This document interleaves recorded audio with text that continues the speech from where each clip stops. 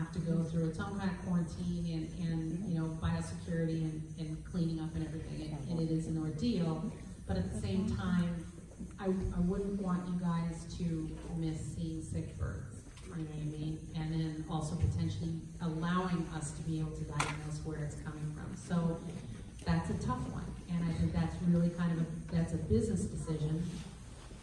Understanding what the consequences are, but also the good of, you know, you're a veterinary hospital, right? You're treating sick animals. So it's not technically, even though like there are certain areas under quarantine, would the people say that there's like a quarantine area officially in Norco? Would those particular people be allowed to bring their bird, or they would not be advised to move their bird? Yeah, if they're in those areas and their birds are sick, then what we want is they call us and we will come and we'll do the testing. And if it comes back negative, then, you know, from there we can talk about what we need to do to pursue treatment for the bird. That makes sense. Thank you. One thing I can comment, if your veterinarian is nice enough to accommodate those customers, calling in advance and see them in the parking lot, check the bird in the parking lot before the bird goes inside to prevent bringing the disease inside your hospital and risk all your animals that are there. That's one thing you guys can do without losing business. Or, I don't know, but in other places, veterinarians even go home consultations. Because this is a small community, so it might be feasible. Yeah, and that's really helpful too. If you guys can do house calls, because then worst case scenario, one person is coming back and decontaminating versus a sick bird coming in and now all the clinic is and all the patients are bringing the birds there at the same time. So that might be something, you know, you guys might want to consider if you don't already. Hello. Question, kind of personal or other people in the situation. So we have chickens, and we may be close to what the quarantine area is. I'm not certain. But question I have is, our chickens are always cooped, and we have like a 20-foot run. Our chickens have never been in our backyard. They've been inside since they were hatched, and I just don't know how that factors in. They're not sick. They don't get out. We don't have chickens next door to us. Animals don't come in our block wall. So I just don't know if we were on the edge of the quarantine area, how would that work? I mean, as far as, obviously my main thing is I don't want our chickens euthanized if they're healthy, but since it's a kind of a statistics game here, because it's not 100%, I think that mine are in the percent where they are probably not going to get infected, so. If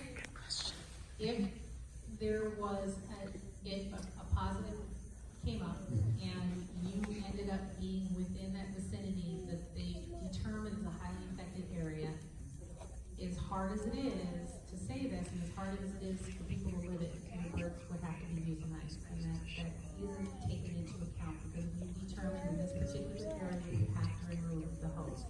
Now, if you're on the edge of it, you haven't been included in it yet, then, you know, absolutely, your birds are certainly going to be safer being cooped and not being taken out, especially if you're practicing good biosecurity practices when you're coming back in from the outside. That's absolutely going to increase, you know, their chances of staying free of the virus. But if you found yourself in one of those zones, it has to happen regardless of the background of they were born down and take them off the property. I guess I would see that in that situation, if we vouch for that, it seems like that would be a situation where you test the birds. And I get it, again, that they could be carriers of this and that, but I'm just saying if, you know, I sign something and say my birds have never been out, and they have not. I guess I'm on the edge of it, that's what I'm worried about. I just don't get that situation where you wouldn't test that. If it's, you know, you can check up my neighbors or whatever and say my birds have never been out. So. The other thing to keep in mind is one size doesn't fit all, and our epidemiologists are supposed to be consideration, but they're human beings and they have a huge workload. So if you will get a piece of paper, and on the bottom of with whatever the order it is, it might be don't move your birds. It might be we're going to euthanize your birds. On the bottom of it, it has an appeal process and an appeal email. So, you know, this is the United States of America, California. So, and we have had some people that appealed, and when we looked into it, we found new additional information, and we were able to reevaluate. We've had other people that appealed that we were able to just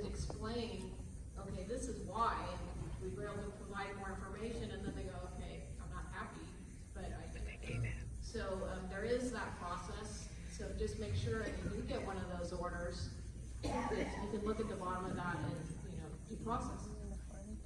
Thank you. Hi, thank you for being here for us tonight. This community has a significant commercial operations that we all depend on to maintain this lifestyle that we have that you've already heard tonight is pretty unique. So, we have farriers, the vet out, the chiropractor for our horses. There's a lot of individuals, horse trainers. There's a lot of individuals that are accessing my property. There's a lot of individuals accessing everyone's property. And they make their living here in town, so they're going from one place in town to another place in town to another place in town all day long. My horse trainer may see 15 clients today. And I want to understand what the appropriate amount of fear would be. We don't want to get crazy and stop, going to any of the feed stores or stop going to these places that are maintaining our lifestyle, because that's not, that's not what we want to have. We don't want to have an overreaction here, but I do want to understand what you feel is the appropriate reaction and what, as homeowners, we should be doing. 3 days before this happened, I had a rock truck on my property delivering dirt. Now I feel like I just, ruined my life because I fixed the horse's stalls. So, I know. We buy dirt here in Norco a lot. So, what is the appropriate reaction here? What should we be doing? You've mentioned tires. I don't even know how I would clean my tires. So, please help us with that idea. Please help the community know we don't want to hurt our businesses either. So, there's a couple of things you can do when it comes to the people that are, coming on your property and leaving your property. As far as you going to feed stores and going out there, as long as you're coming home and practicing appropriate biosecurity. And we can talk about some of those products and stuff you can use. Foot baths, like when you came in today. Lysol, making sure you get all of that kind of the organic debris out there, if it's any kind of like chicken poop or dirt and stuff. And then even just, spraying yourself down really well with Lysol. Things that you can do when you clean up when you come home. But what you can also do, and it's going to help everybody, is talking to the people who come to your property, farriers and kind of groomers, asking if they know about the disease. And if they don't know about the disease, educate them the best way you can, or give them our public information officer number, and then we can help educate them so that they're aware of it. They can practice their own kind of biosecurity when they're coming and going from properties. And then you also are requiring people, hey, if you're going to come onto my property, I need you to use this foot bath. I need you to use some hand sanitizers, and doing what you can to help them kind of clean up before they come onto your property.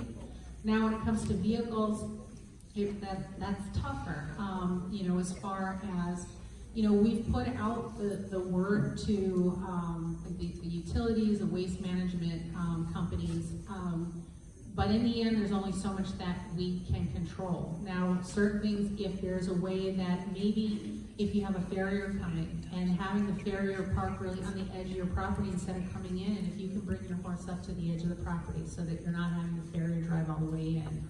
Or if there's, for the garbages, if it's possible, you can move the garbages, haul them up to the end of the driveway instead of maybe having them come in. Now, yeah, it's difficult when they're coming in and, they're removing manure or they're, dumping a load of dirt or something. But, educating people the best you can. I don't know if you have anything to add for the vehicles. I was thinking too for the vehicle, what a lot of commercial producers do, because think of how many people come on and off their properties. So what they try and do is keep as many off, like you were just saying. So if you have chickens, if you can, not everybody can confine them, but everybody should try right now. So confine your chickens and then put them in, like that's your clean area. As long as people aren't like hanging out around your chickens, you don't really need to worry about it. So they kind of think of a line on their property. Here's my clean and dirty line. This is my clean. This is the area I don't want visitors coming to. That's where my chickens are. Everywhere else they can come off and on. It's just like the street. So, and then when you cross over that line, that's when you want to make sure you're wearing your clean shoes and your dedicated shoes. Leave it right on the line. Cleaning your hands, clean clothes. That's probably the easier way, is to just make the part of your yard smaller where you keep the chickens and keep that as free from traffic as possible. For the tires, what you can do is have the disinfectant in a pump sprayer and spray the tires before they come in. Those garden sprayers. And if that's sufficient enough, I mean, I have to say I haven't really ever washed my hands quite as much as I have in the last week. I mean, getting out and doing stuff around my house, I feel like everywhere we go, we need to do that. So it's just literally like spraying it, that's sufficient, because It's way better than not It's spraying. better than not doing it all. I mean, you know, if most people don't have, you know, water set up where they can spray down with a hose. I mean, if you could theoretically get all the dirt off and then go ahead and disinfect it, that's great. But, you know, just spraying down the tires and in the wheel wells, I mean, that's better than not doing it at all. That's something you can do. Is it gonna be perfect? Probably not, but it might be sufficient. You know, it might be just what you need if you're in an area where there's not a very high virus load to begin with. You know? So as we were saying before, if we can keep this virus load in the neighborhood down, those kind of things like just spraying the wheels, spraying up in the wheel wells might be all that you need. Driving through some of these neighborhoods with a heavier virus load, maybe that wouldn't be enough. But right now, for this neighborhood, that might be. thank you. I work at a facility, a veterinary facility in town. We see quite a bit of chickens, quite a bit from around, basically around, all around, all communities. And so I actually was the one that initiated our sick chicken situation with the state. And we have been under quarantine and have gone through that process. And so I mean, others don't really have any questions.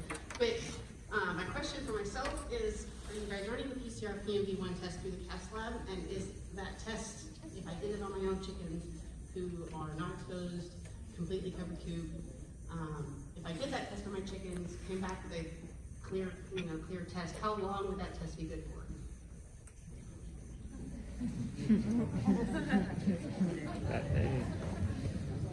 That's very situational dependent. So for our commercial producers, we're requiring them to test twice a week. But for a lot of our homeowners, they have a lot more traffic off and on, that are under quarantine. It would probably be less often than that. And again, it depends on what's around them. So, but that is, we do have,